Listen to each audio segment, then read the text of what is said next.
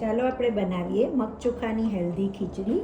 તો એ કેવી રીતે સ્ટેપ બાય સ્ટેપ એકદમ ઇઝી વેથી બનાવી શકાય, જે એકદમ ખાવામાં સ્વાદિષ્ટ હોય છે અને એક જ 10 જ મિનિટમાં આપણી ખીચડી તૈયાર થઈ જાય છે. તો ઇન્સ્ટાપોટમાં કેવી રીતે આ મગ ચોખાની ગુજરાતી ખીચડી બનાવાય આપણે જોઈશું. આગળ મગની પીળી મોગર દાળ અને ચોખા, મગ ચોખાની ગુજરાતી ઢીલી ખીચડી.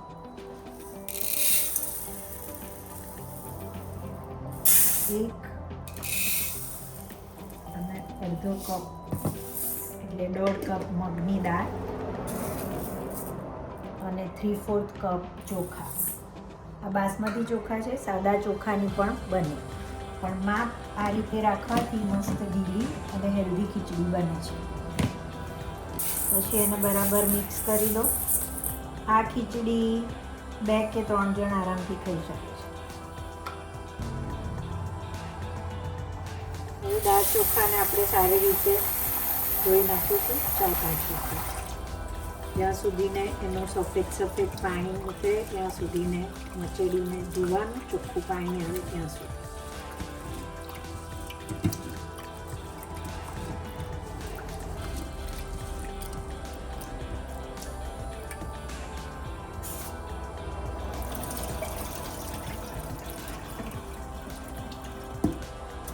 બીજી વાર ધોઈ લઈશું.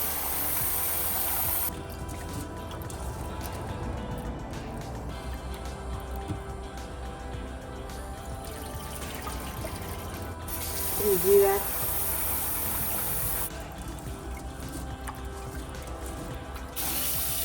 ચોથી વાર.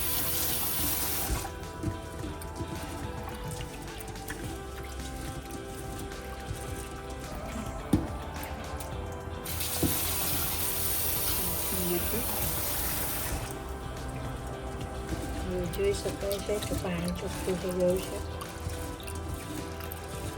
આવી રીતે મચેડીને ધોવાથી મગ ચોખાની ખીચડીમાં સ્મેલ સારી આવશે. મગની દાળની જે ખરાબ સુગંધ હોય છે એ જતી રહેશે. જો લાસ્ટ એક વખત ધોઈ નાખીએ. ઘણીવાર દાળ કેવી છે એ પ્રમાણે 1-2 વખત વધુ પણ ધોવી પડે. જોઈ શકાય છે હજુ થોડું પાણી ધૂંધળું થયું છે, એટલા માટે હજુ એક વખત અમે વધારે ધોઈ.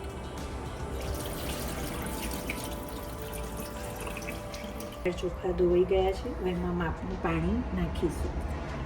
આ ખીચડીમાં આપણે 2.5 ગણું પાણી નાખીએ છીએ, એટલે આપણે 2.5 વાડકી દાળ ચોખા હતા તો હું 5.5 થી 6 વાડકી પાણી નાખીશ. આ ઇન્સ્ટાપોટનો યુઝ કરીશું આપણે ખીચડી બનાવવા માટે.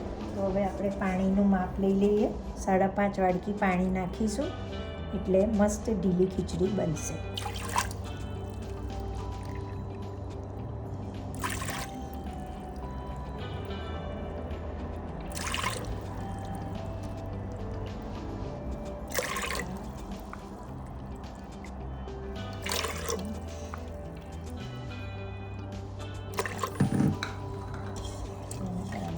કરી દઈશું.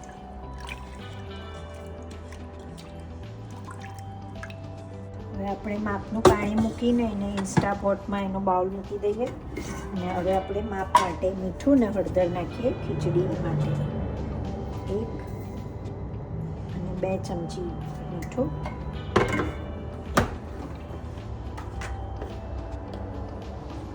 1/2 ચમચી હળદર,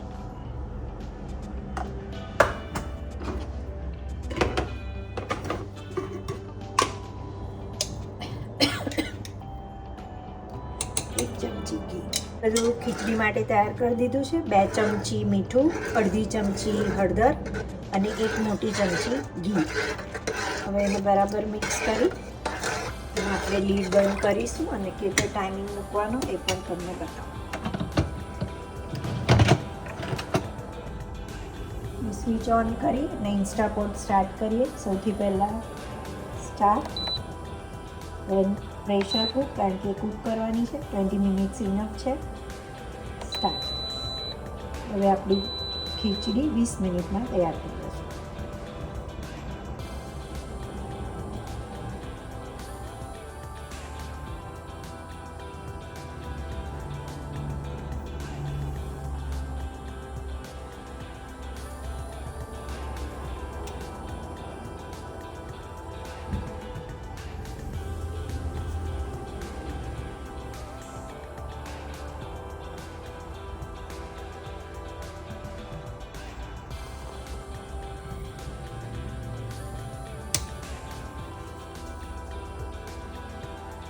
હવે આપણી ઇન્સ્ટાપોટમાં ખીચડી બની ગઈ છે એના ટાઈમિંગ પ્રમાણે, એટલે આપણે ધીરે રહીને આ સીલ પરથી થોડી પ્રેશર રિલીઝ કરીશું એટલે એક્સ્ટ્રા એર નીકળી જાય.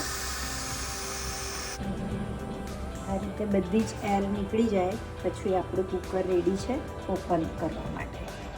તો ધીમે રહીને ટ્રાય કરી ઓપન. હવે આપણી ખીચડી રેડી છે. એકવાર એને મિક્સ કરી લઈશું. અમને આવી ઢીલી જ મગ ચોખાની ખીચડી ભાવે છે એટલે અમે આ પ્રમાણેનું માપ લીધેલું. તમને થોડી વધારે ડ્રાય ભાવે તો પાણી ઓછું નાખી શકો. તૈયાર છે અમારી મગ ચોખાની ઢીલી ખીચડી.